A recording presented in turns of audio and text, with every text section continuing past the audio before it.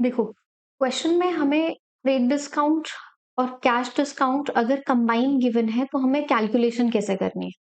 पहले एक ट्रांजैक्शन लेते हैं कि we are purchasing goods, purchase goods of rupees 1 lakh from Ram, trade discount 10% and cash discount 5%, and we paid this money instantly. It means कि immediately हमने वो अमाउंट कैश में पे कर दिया है। तो अब क्वेश्चन में हमारे पास ट्रेड डिस्काउंट भी 10% है और क्वेश्चन में हमारे पास कैश डिस्काउंट भी 5% है। तो जब भी अगर ऐसा क्वेश्चन आए, आपको पहले एक वर्किंग नोट बनाना है। तो वर्किंग नोट में आप कैसे मेंशन करोगे? पहले आप लिखोगे लिस्ट प्राइस, कि आपके पास क्या लिस्ट प्राइस है 1 लाख रुपीज, माइनस पहले आप ट्रेड डिस्काउंट सब्ट्रैक्ट करोगे विच इज 10%। नहीं, trade discount is 10% of 1 lakh will be 10,000। तो ये जो 90,000 रिमेनिंग है that will B purchase value, मतलब ट्रेड डिस्काउंट हमारा पहले 10,000 होगा।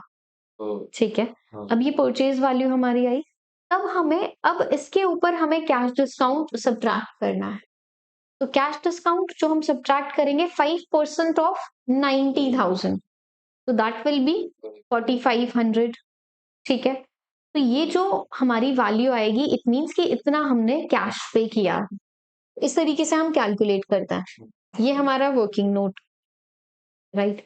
अब इस डेटा को जर्नल एंट्री में हमें कैसे फिल करना है हम वो देखते हैं, राइट। जर्नल एंट्री आप क्या बनाओगे? You are purchasing goods and you are paying money. तो हमारी जर्नल एंट्री बनेगी purchases account debit to cash and to discount receipt, right. अब इनमें वैल्यू कैसे फिल करेंगे? परचेजेस में वो वैल्यू आएगी जो आपकी यहाँ पे परचेज वैल्यू है। तो ये हमें पता होना चाहिए कि परचेजेस में वो वैल्यू आएगी हमारी जो यहाँ पे परचेजेस में गिवन है। तो इट मीन्स यहाँ पे 90,000। डिस्काउंट रिसीव्ड, ये कौन सा डिस्काउंट है? Cash discount. तो जो हमारा कैश डिस्काउंट का डेटा होगा दैट इज 4,500, वो हमारा यहाँ पे आएगा। यहाँ पे वो वैल्यू आएगी जो आपने नेट कैश पे किया है। बात करें तो आपने कितना नेट कैश पे किया? 8,550। ठीक है, तो ये वैल्यू हमारी यहाँ पे आएगी और इन दोनों का टोटल विल बी इक्वल। ठीक है, क्लियर। अब चलो हम एक ट्रांजैक्शन कर लेते हैं जिसमें सेल्स का हो और सेम कॉन्सेप्ट हो। It means sold goods of rupees 50,000, trade discount 10% and cash discount let's say 5%। तो दोनों ही चीजें एक ही ट्रांजैक्शन में है। तो पहले हम कैलकुलेशन, पहले एक बार आप समझ लो उसके बाद आप करना। मैं अभी आपको दूंगी मैं कह रहा हूँ लिस्ट प्राइस 50 नहीं, ये आपको वर्किंग नोट में प्रिपेयर करना है। This data will be in working note. Journal entry, हाँ, like new page after the journal entry आप ये प्रिपेयर करोगे। तो कैसे प्रिपेयर करोगे? लिस्ट प्राइस में से हम पहले ट्रेड डिस्काउंट हम सब्ट्रैक्ट करते हैं विच इज 10% ऑफ 50,000। ये हमारे पास जो डेटा बचा that will be sales value. ठीक है, देन फिर हमें 45,000 पे 5% हमें लगाना है। तो ये हमारा डेटा होगा।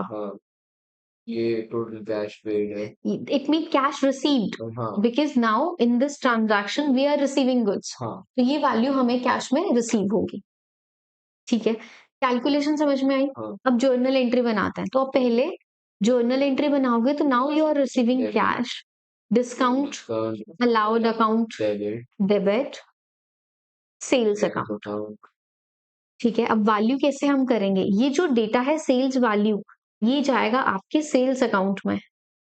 ये जो आपका है कैश डिस्काउंट, ये जाएगा आपका डिस्काउंट अलाउड में, और ये आपका जाएगा जितना कैश आपने रिसीव किया है उसमें।